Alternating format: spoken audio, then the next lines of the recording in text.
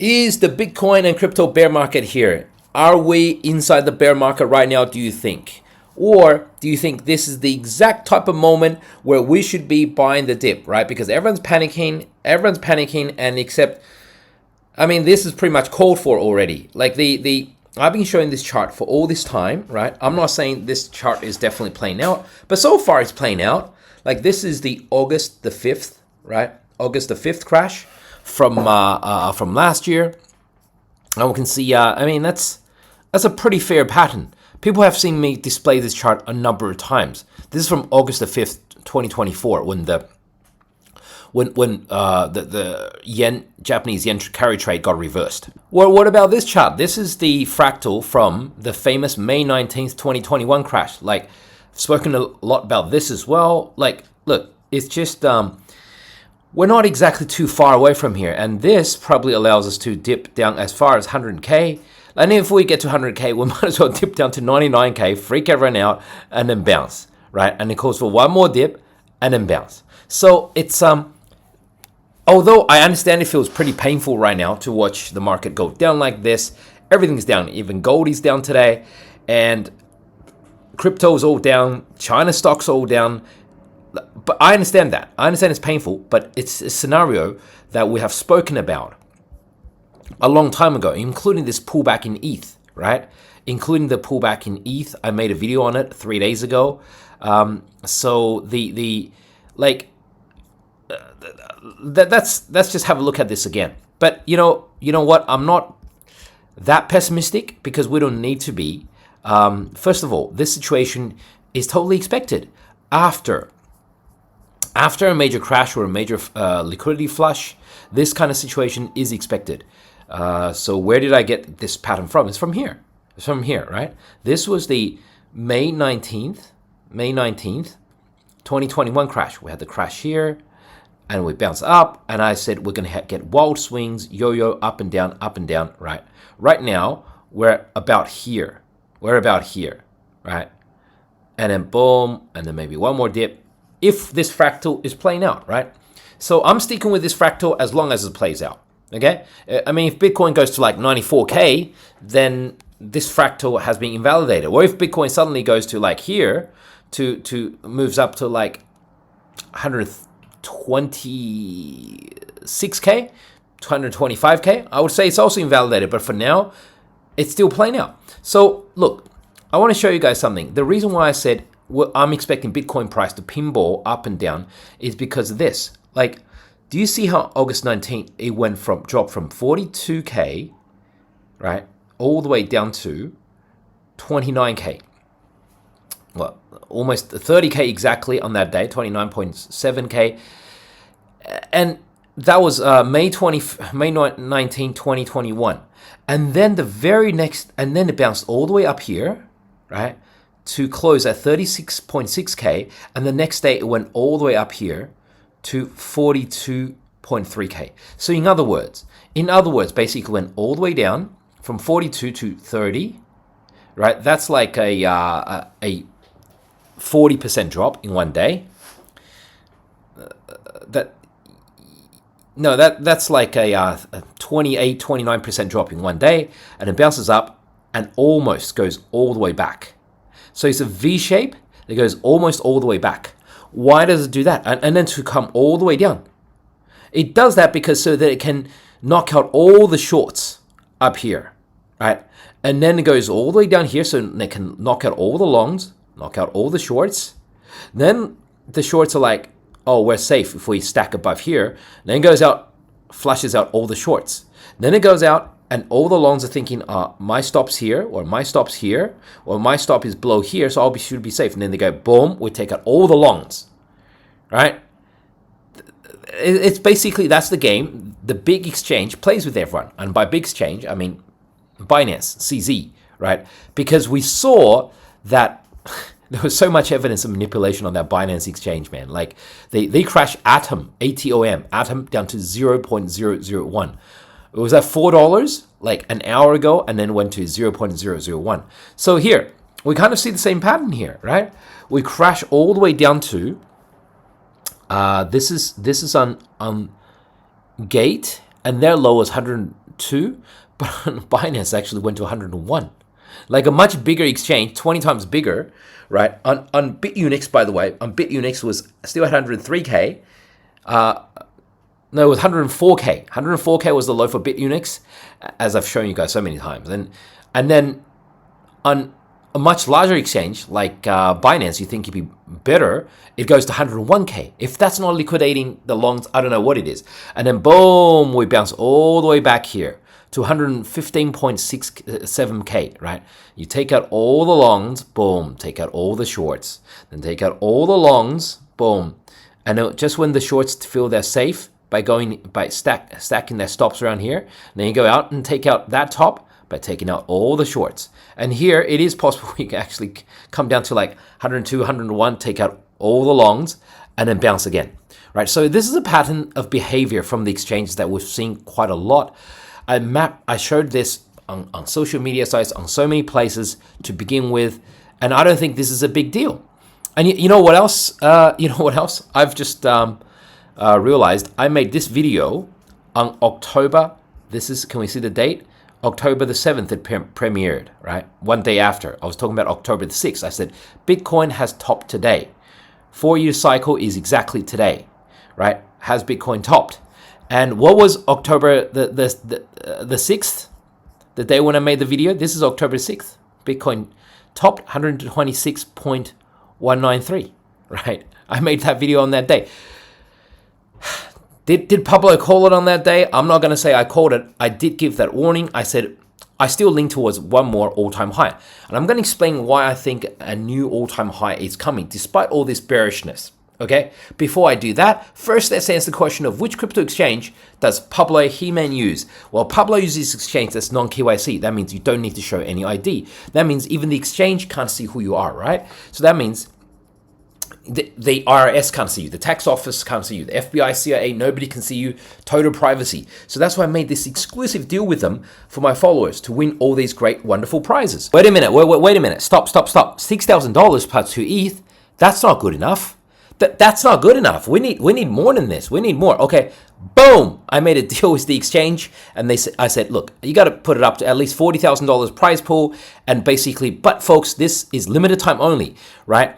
It ends in 2 weeks, 20th of November. 20th of November, right? Great prizes. Pablo He-Man, only Pablo's link. If you're watching this on YouTube right now, then the link is in the description below. The link is in the description below. But if you're watching on another social media platform such as this one, that's okay. Just click on my profile page, and there's my link tree or stand link. We click on that, and it should be the first deal that pops up because this is a great deal. Okay, let's get back to the markets, folks. But just remember that this deal is only available on the Pablo He-Man link. Only on the Pablo He-Man link.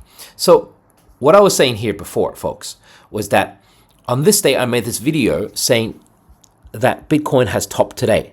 This was the 6th. Premiered on the 7th of October because I showed it in my Discord one day earlier, which was 6th October, which as we just saw was the exact top. Calling for the exact top. Now, I'm not going to say I called it.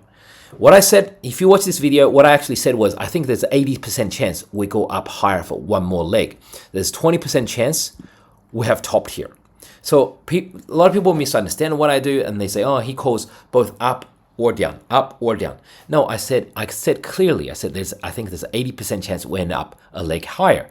And I still think there's quite a good chance we end up one more leg higher. But I need to present all the probabilities and possibilities. So that was the bearish probability or possibility of saying Bitcoin topped on October the 6th, 2025. And if that happened, I gave it a 20% probability, right? It's kind of like you tell people what the probabilities are. And let's review why this 4-year cycle topped exactly on that day. Look, this was the 2017 cycle, right? It basically bottomed here. These are weekly charts. And basically exactly 30 weeks, 35 bars later, right? On the weekly chart. And we see that it basically topped 35 bars later.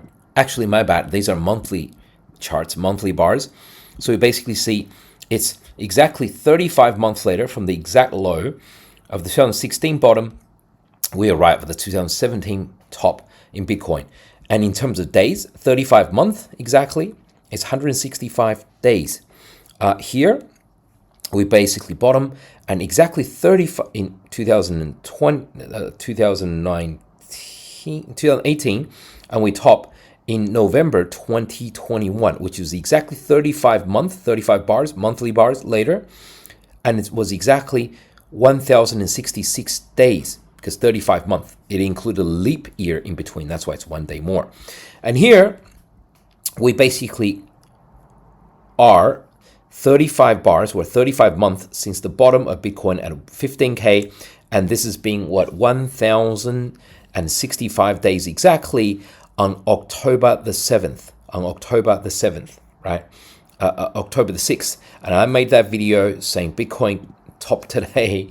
Bitcoin has topped today. 4-year cycle is exactly today, right? But even I said, I think there's 80% probability we go up one more. So far, I think this is a pullback. I think we'll go up one more. 20% chance. I said back then that we have topped.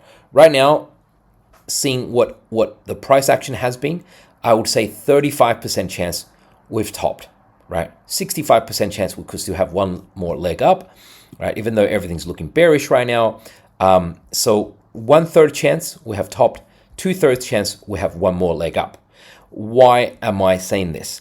Well, as folks know that the last few days, the banking system have been in a lot of trouble. And I've shown folks this chart before. Basically, it's like the banks are borrowing. Banks used to deposit their money with the Federal Reserve because they have so much money and they have so much liquidity. That's called reverse repos. Now they're basically borrowing money from the Fed overnight for 24 hours, emergency operations. We all know this was $50.35 billion on Friday. And on Monday, it was another $22 billion. That's kind of a lot.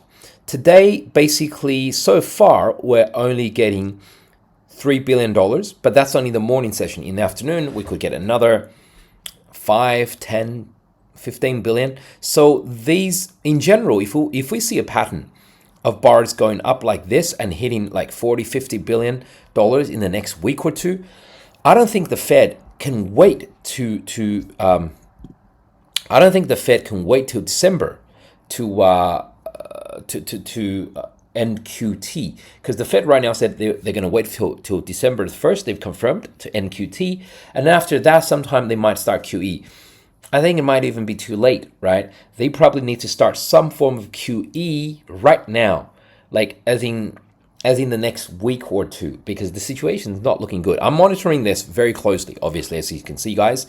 I'll tell you another situation why this is causing alarm in the markets. Look at this. This blue line I've shown you guys yesterday, this is another way of looking at it, is SOFR, the SOFR rate, minus the RRP rate. SOFR rate is the secured overnight financing rate. Basically just means banks, the rate that banks lend to each other with security. As I said yesterday, if the banks lend money to each other with a treasury bill or a treasury bond, right?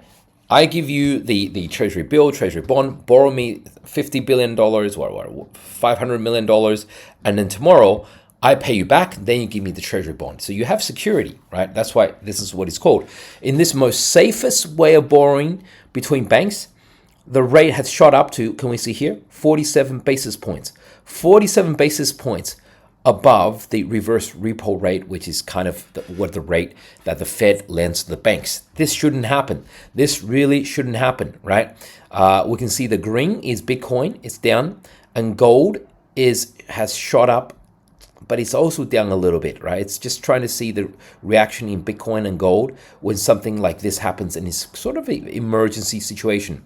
I just want to show you guys how bad it's looking. Here is the overnight rate, right? It's basically the Fed hiking. It's decided by the Fed, overnight reverse repo rate, and we're now back down at 3.75. And basically, the SOFR rate was at 4.22. So the difference is 0.47. That's how we got it from that chart. That's how we got 0.47. As we can see, right? It shouldn't go above this ceiling here, and we're spiking up. This just means, look, what this means is basically banks are really running out of money. They're borrowing money from each other. They're basically in a panic situation right now. And that forces the Fed to go into QE, end QT, and go into QE. I originally said Fed promised 1st of December, right? That's probably not even good enough. That's probably leaving it too late. They say, oh, we could do QE sometime in 2026, whatever.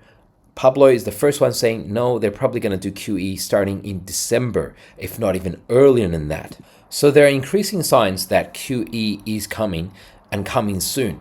I'm not just saying end of QT. Yeah, I understand that could be bearish for the markets, but I'm saying actually the start of QE, quantitative easing, or the money printer.